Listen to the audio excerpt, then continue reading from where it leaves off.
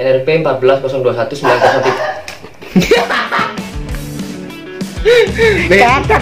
Cut.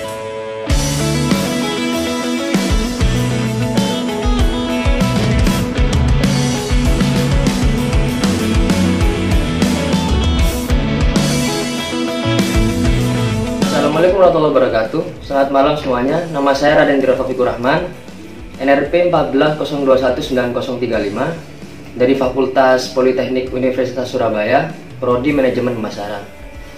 Di sini saya akan menjelaskan dengan topik sharing pengalaman tentang kegiatan sosial selama adanya wabah COVID-19 ini. Seperti yang sudah kita semua ketahui, bahwa wabah ini sudah ditetapkan sebagai penyakit pandemik oleh WHO karena penyebarannya yang sangat cepat dan sangat luas melalui kontak fisik dan lain sebagainya. Wabah ini menyebar dengan cara droplet. Apa itu droplet? Yaitu penyebaran virus yang terjadi ketika orang yang sakit itu batuk atau bersin sehingga mengeluarkan cairan yang mengandung virus atau kuman. Nah, apabila cairan itu terkena kontak dengan orang yang sehat melalui mata, mulut, atau hidung, maka orang itu dapat terkontaminasi juga dan tertular penyakit. Saat ini sudah banyak korban yang terkena dampaknya. Melihat dari data yang disajikan dari pemerintah, bahwa saat ini udah 4.000 orang lebih yang terkena atau terkonfirmasi positif virus corona. Di antaranya juga ada 286 yang sembuh, serta 327 orang yang hingga meninggal dunia. Virus ini pertama kali memasuki Indonesia pada akhir bulan Februari. Berkaitan dengan pengalaman sosial saat ini, pemerintah juga sudah memberlakukan physical distancing agar kita menjaga jarak, dan juga dengan program di rumah saja. Kegiatan di rumah saja ini untuk menjauhi kegiatan-kegiatan yang kurang penting di luar, seperti misalnya nyangkruk, nongkrong, dan lain-lain, untuk mencegah virus ini dan meminimalisir.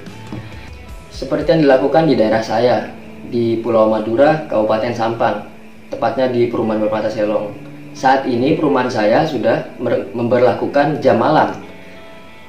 Misalnya portal gerbang keluar masuk warga itu ditutup mulai dari jam 8 hingga jam 5 pagi, agar remaja-remaja seperti saya atau orang-orang lain yang ingin nongkrong atau sekedar cangkruk ataupun berkumpul dengan massa yang banyak dalam satu tempat itu agar dijauhi, ini mencegah virus corona ini menyebar. Maka dari itu saat ini Kabupaten Sampang sangat ketat dan menjadikan Kabupaten Sampang dan Kabupaten Sumeneb satu-satunya wilayah zona hijau di Jawa Timur saat ini. Dan jikalau ada hal-hal penting seperti misalnya rapat atau bertemu dengan orang, berurusan bisnis atau apapun itu, bisa juga kita lakukan kok dengan cara video call atau melalui Zoom, Skype, dan lain-lain yang bersifat online. Dan itu lebih aman bagi kita maupun keluarga terdekat kita. Dan di sisi lain, pemerintah juga sudah memberikan bantuan seperti yang sudah saya baca dari artikel tertanggal 7 April kemarin, bahwa pemerintah menyiapkan dana sebesar 110 triliun yang dialokasikan untuk masyarakat lapisan bawah agar tetap mampu memenuhi kebutuhan pokok sehari-hari, seperti juga penerima kartu sembako yang nilai manfaatnya 200.000 yang akan diberikan selama 9 bulan, dan juga penerima kartu prakerja yang dinaikkan menjadi 20 triliun. Ada juga program listrik gratis yang diberikan dari pemerintah bagi warga-warga yang kurang mampu. Untuk pelanggan listrik 450 volt ampere itu digratiskan, dan juga ada program bagi pelanggan listrik 900 volt ampere itu didiskon sebesar 50% selama bulan April, Mei, dan Juni.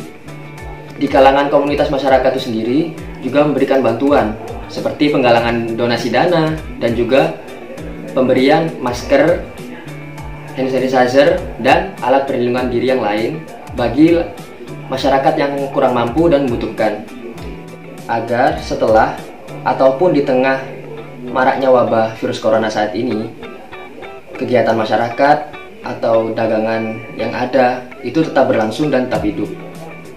Dan ekonomi tidak jauh anjlok dari sebelumnya, seperti UMKM diberikan bantuan dana dari pemerintah, serta kepada setiap pekerja formal dan para informal. Dan dari semua ini, pemerintah juga dari komunitas masyarakat yang ada sama-sama saling mencegah upaya penyebaran virus corona ini. Maka dari itu, kita selaku warga negara Indonesia juga harus saling bekerja sama demi mencegah virus ini. Bukan hanya dari segi kesehatan dan yang diperhatikan oleh pemerintah, segi ekonomi juga diperhatikan saat ini demi keberlangsungan ekonomi di Indonesia yang ada.